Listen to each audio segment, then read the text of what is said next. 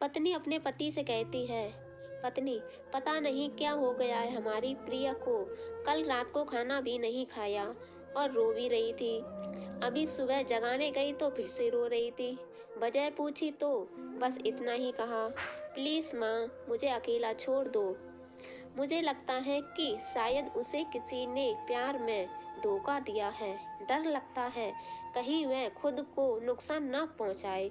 पति थोड़ी खामोशी के बाद कहता है, ठीक है, मैं देखता हूँ। इतना कहकर वह अपनी बेटी के कमरे में जाते हैं। पिता, प्रिया कैसी हो बेटा? बेटी, प्लीज पापा, मुझे कुछ दिनों के लिए अकेला छोड़ दीजिए। पिता, ठीक है बेटा, मगर एक शर्त है।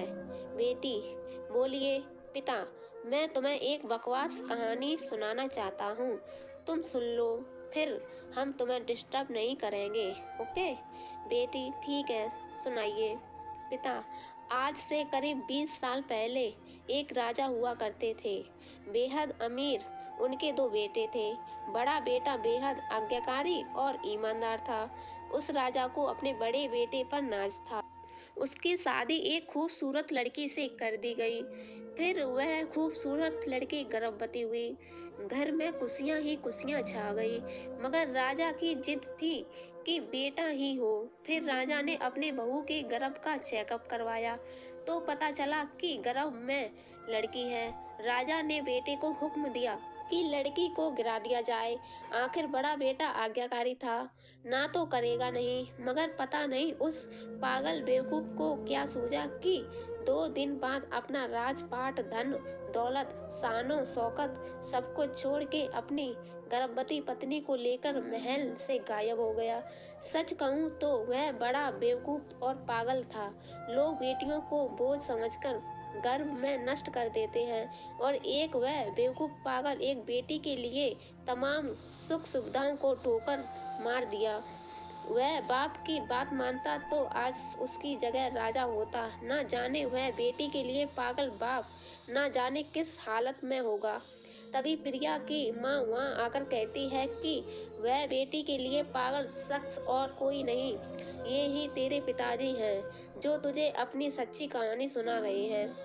तू कहती थी ना कि मम्मी, नाना नानी को तो मैंने देख लिया, काश पापा अनाथ ना होते तो दादा दादी का भी चेहरा देख लेती। तेरे पापा अनाथ नहीं हैं। तू बड़ी होकर जिद ना करे दादा दादी से मिलने की, इसलिए तुझसे सच छुपाया। फिर तेरे पापा ने तेरे पैदा होने के बाद एक कसम ली कि तेरे अलावा दूसरी संतान फिर कभी नहीं करेंगे। अखबार में इश्तहार देकर तेरे दादा दादी ने बेटी को लेकर ही वापस आने को कहा। मैंने भी जोर दिया वापस जाने को, मगर तुझे गोदी में उठाकर तेरे पापा ने बस इतना ही कहा, जिस घर में मेरी बेटी की हत्या का फरमान निकाला गया हो वहाँ एक राजा कैसे सांस ले सकता है। अब नजारा अलग था। प्रिया की आंखों में पापा के लिए सम्मान, उनकी मोहब्बत के लिए ढेर सारा प्यार और उनकी कुर्बानी के लिए इबादत करने का जी कर रहा था।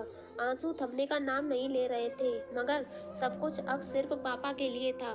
पापा ने बस आखिरी शब्द इतना ही कहा, अपनी बेटी को मैं नहीं जानता कि दुनिया तेरे बारे में क्या सोचती है, मगर तू मेरे लिए बेहद अनमोल है।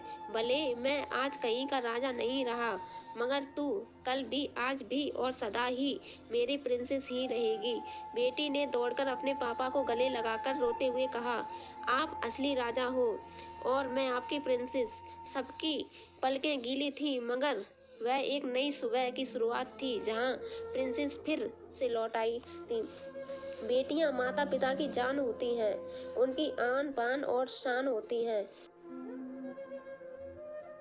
अगर हमारी स्टोरी आपको अच्छी लगी हो तो कमेंट में बताएं। चैनल को सब्सक्राइब करें, वीडियो को लाइक करें, शेयर करें। Thank you.